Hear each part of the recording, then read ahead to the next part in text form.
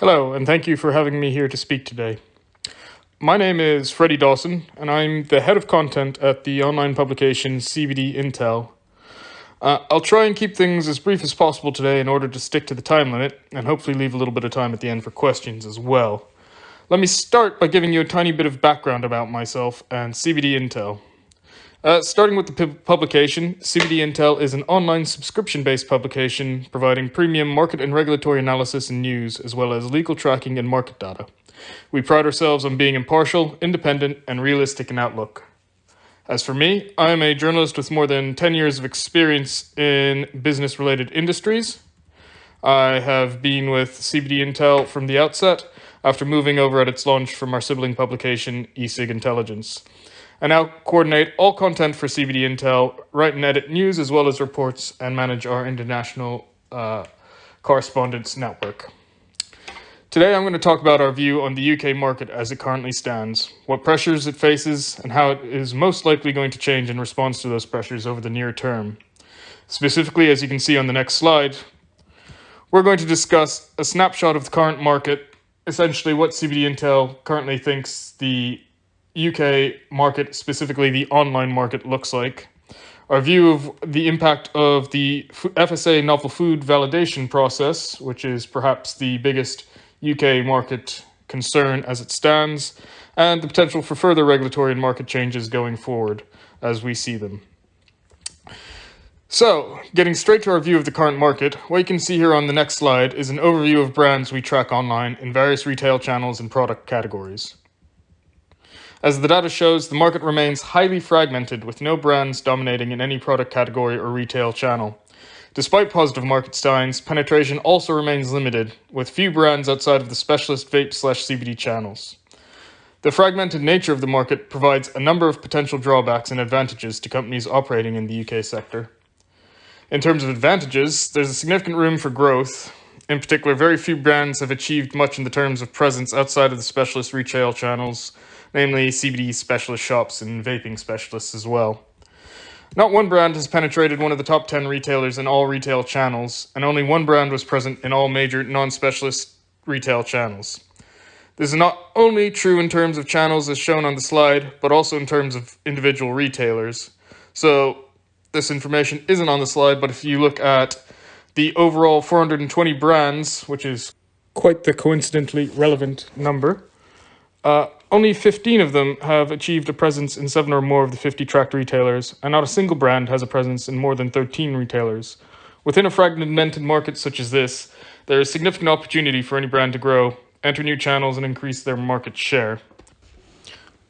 But work must still be done if brands are expected to grow and start to occupy more space outside specialist channels, and in more individual retail chains in particular.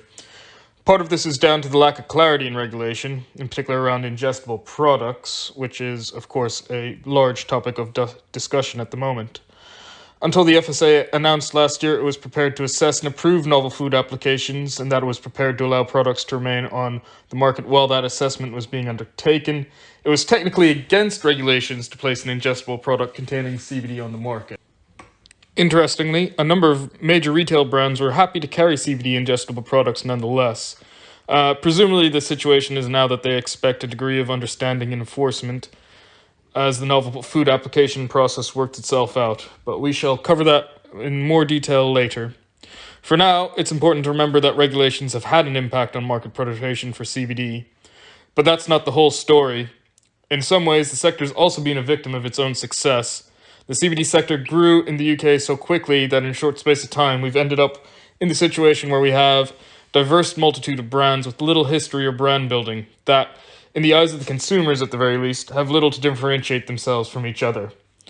So if you look at the next slide, you can see from a recent consumer survey we undertook that many consumers agree that it is difficult to find a trustworthy, reputable CBD brand. This is particularly because of the vast array of brands presented to them, particularly in channels such as CBD specialist stores. Going forward, some consolidation in the sector is already happening, and this may help to clear that up, but brands that can achieve some standout also have the best chance there further advancing into the so-called traditional retail channels. We've already started to see this happen. some products and brands are slowly making their way across into the more as so-called traditional retail channels, including health and wellness, as well as beauties and cosmetics. As an aside, one interesting result from our online survey was that the brands selling adult products have achieved the widest range of listings in traditional retail channels, with only the health and wellness category missing a representative from that particular product category. But moving on, if we look at the next slide, we're going to take a look at what the impact of the FSA novel food validation process is thus far and what it's likely to be in the near future. I mean, it is pretty clear that it is the biggest change to the UK market and arguably the European market as a whole. But the big questions are exactly what products or what uses in ingestible products will be approved and when. The very flippant answer to that is not as many as you'd like and further in the future than you'd hope. To quickly explain, as we've touched on before, technically no ingestible product should have been allowed on the UK market if the CBD was being used as an ingredient, unless it was supported by an approved novel food application. The FSA, the UK Food Standards Agency, announced early last year that it was planning a transition period during which it requested enforcement authorities, which in this case would be local trading standards offices, to take a sympathetic stance on enforcement against companies that it said were working towards compliance. In other words, those engaging with the FSA to get a novel food application for CBD first validated and then approved.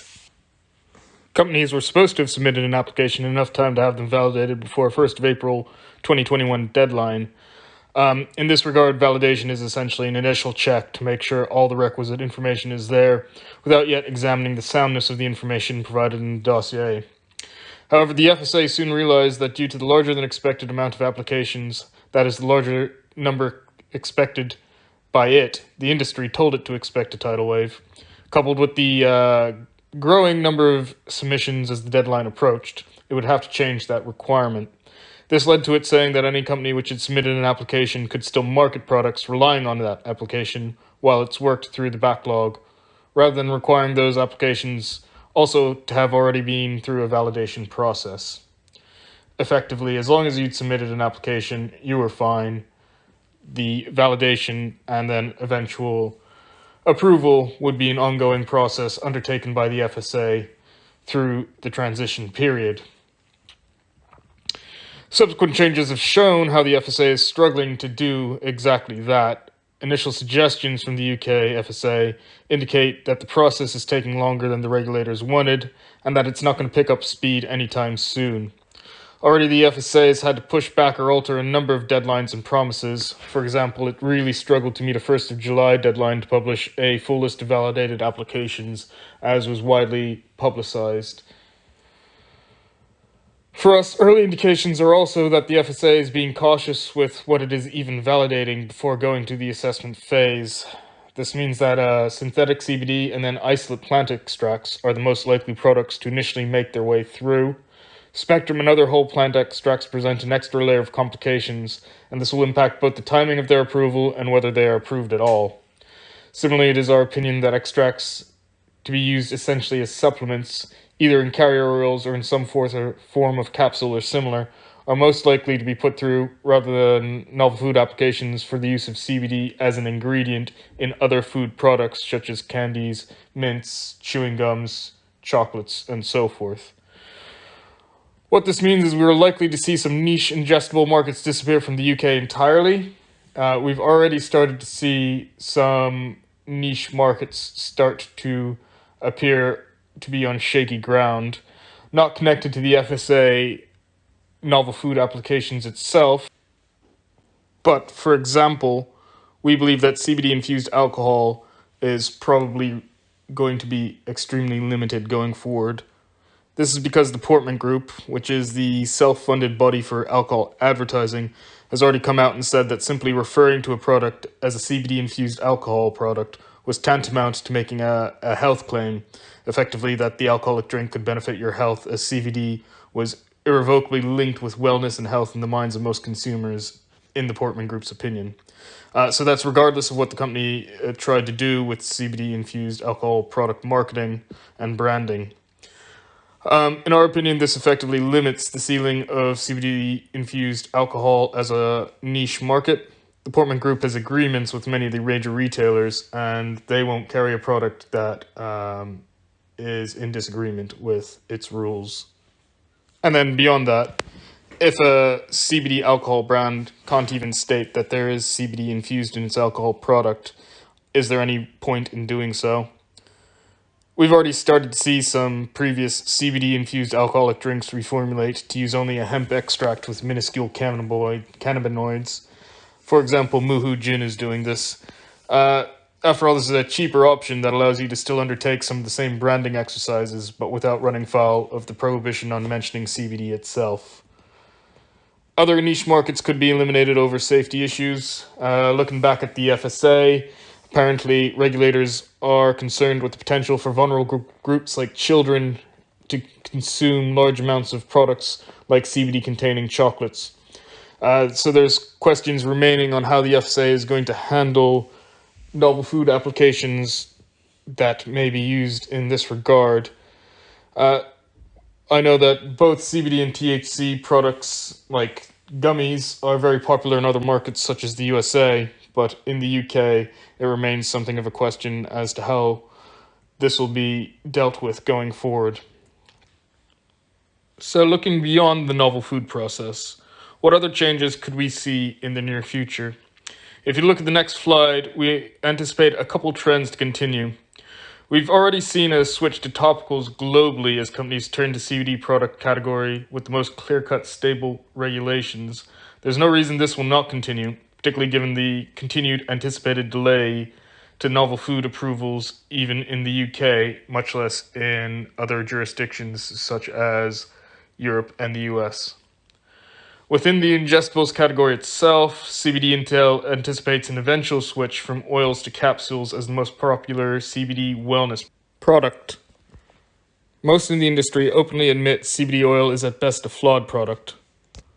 It is difficult to control dosage, some don't like the taste, and it can be slightly awkward in terms of its packaging, at least compared to the typical capsule package. So a switch to capsules would address many of those concerns, and it could also eliminate any novel food complications from the addition of carrier oils and the like, though it's hard to imagine those posing much of a problem in terms of the overall FSA dossier. CBD Intel also expects to see continued price reductions through most product categories. Some more luxury items may start to enter at the top end of the pricing, particularly in certain edible and topical categories.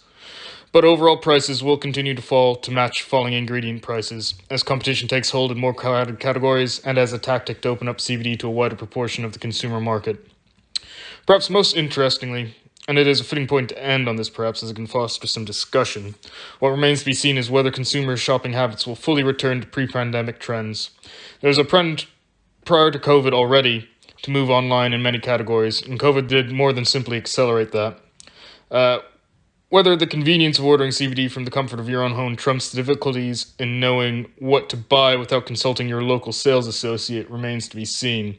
In all likelihood, we will probably see some form of compromise situation happen, where bricks and mortar sales will return to within a degree or two of pre-COVID levels, but will have permanently lost a small amount of their sales to online channels. I'll leave it there for now. Thanks for having me. Hopefully my talk provided you with some new information, or at least some food for thought to discuss in the future. I believe the CBD Intel team will be available to answer any questions you may have, and if you'd like to contact me at a later date, my email is freddie@cbd-intel.com.